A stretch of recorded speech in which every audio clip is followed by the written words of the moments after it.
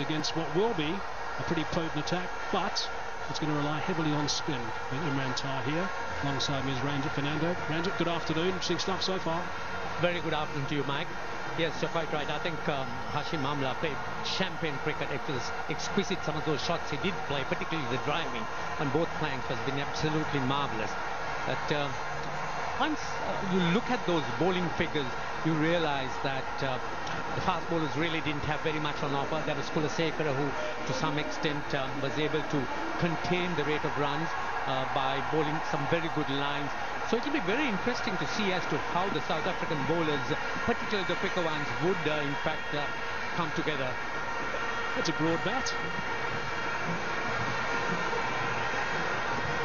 A little bit of fun with our cameraman. Tilaka Ratnadilson, one of the characters of the game, and someone who's been pretty quiet so far in this game, but this is where he comes to the fore. He loves playing at this venue, loves playing on the surface, and he really is a fine cricketer. He'll be aggressive. Yes, both these batsmen, both Janit Pereira and Tilaka Ratnadilson, really love to bash the ball around. One sort of looks at them as, in fact, players who look at aggressiveness rather than defence. In fact, defence is only their second line, and Kushal Perera also very much in the mold of Sanath Jayasuriya has been quite a revelation, and his strike rate has always been at the higher end, and a lot is expected from him. So it'll be interesting to see how the Sri Lankans look at approaching this total. Would they look to make runs earlier on, but keeping wickets intact is going to be very, very useful. And that in itself is going to be testing for these two. Because of the aggressive nature of both these batsmen, they will provide the odd opportunity against an attack that is powered by pace. Dale Steyn, sensational performer, Morne Morkel, Vernon Philander in the lineup, Ryan McLaren as well. Then there's going to be Imran Tahir here, who will get some turn out of this surface, and he will have to play a very big role. But Steyn is the star. He wants to start this tour on a high, and he is very determined. There's A.B. de Villiers, the skipper. Yes, there's going to be a lot of expectation right from the beginning with Steyn and Morkel operating, and that really is something which I'm sure the spectators here, thousands of them, would look to, because this is going to be an absolute spectacle. Highest successful run chase was India against Sri Lanka at this venue back in 2012, and they chased down 287. So should they do that, Sri Lanka this time, it'll be a record. What a chance for South Africa to really kick-start this tour. 53 runs they score off the last 5 overs. That really propelled their total past that 300 mark. Here we go, Dale Steyn. On target first up. Yes, you'll need discipline, particularly with the type of batsmen that the Sri Lankans possess, the batsmen. Crack that away. That's a nice shot. That's beautifully played. That really is a good stroke indeed. A wonderful shot by Kushal Janit Pereira. So he's someone who pounds on anything which is short and with width. There was width. It was pitched outside off stump and gave him enough room to free his arms. Hit to perfection, and again the slowness of the pitch showing that he was able to hit it very, very square. And also from 142 k's per hour from Steyn.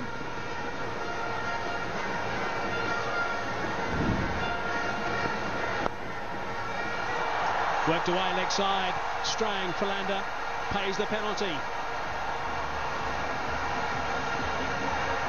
A little margin for error on that side of the wicket. See Philander just drifting onto the pads, and with your fine leg standing inside the ring at short fine, just a few yards on the left or right of him is going to produce runs at that boundary. Pretty flat. Whipped away. What a shot. Has it gone for 6? No, it hasn't. Not too many in world cricket do that to Dale Steyn. So I'm not quite sure whether that was a slow delivery, but I can tell you that really didn't mean anything at all to Kushal Perera. Pounced on it very quickly. Just look at it, almost on the front foot. Just got that front foot planted, and then Dropped back on the back foot and hammered it away.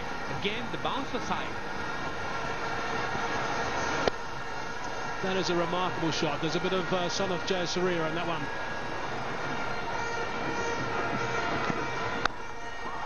Trucks that away as well. That's another magnificent stroke. Such a small margin fair on this surface. 9 off the over, 25 for no loss. Boundaries. Fine. 4. Runs are coming at the moment. Yes, they're coming on both sides, and it's all coming off the back of Kushal Perera. He's just racing through these early overs. Like the wise man, I think he really needs to settle down at a certain stage. In fact, that's what has eluded those big scores for him. Run the ball to 25 for Perera. Tillakaratne Dawson, 4 he's got off 7 deliveries. He's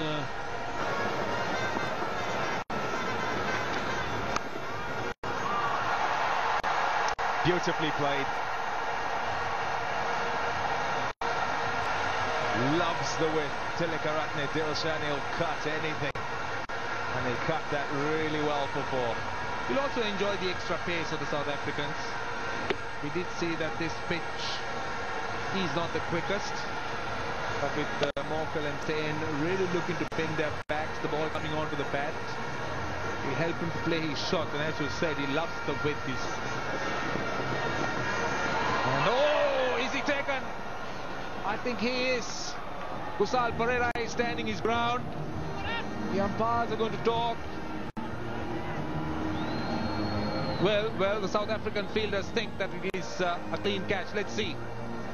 Yeah, Morne Morkel signalling to Perera to say, yes, I've got it. I caught it. There was a nod, first of all, from umpire Martinez, and that was towards umpire Steve Davis. Not sure if they're going upstairs to just have a little check. Yeah, they are. They'll have a look. A look at the no ball first of all. He's pulled it back properly. And then look at the business end. Yep, that's a catch. No trouble whatsoever. Fingers under the ball. Hits it from some distance away as well, from the ground that is. And that looks fine to me. The umpires will want to be absolutely sure. They'll want to look at different angles, but it looks quite all right. But now that it's been referred, they'll want to be very, very sure.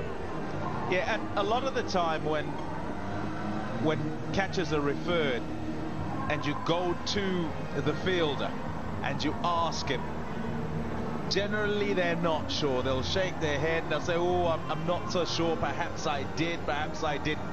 In this case though, Morne Morkel was 100% sure. It signaled to the batsman, who had already stood his ground, so had to wait around once it was in the hands of the umpire.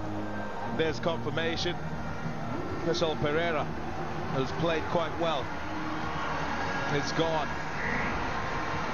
And it's Vernon Philander who makes the breakthrough, courtesy of a Morne Morkel catch. A good one too. Gone for 34. It's 50 for 1. On the ball. A shot. Beautifully played. There's brutality about him. That was always on its way to the fence for 4. That's what the Sri Lankans will try to do. They won't allow him to settle down. They look to take him apart. They do realize that he'll be the man, he'll be the key factor, so it's important that they get after him from ball 1.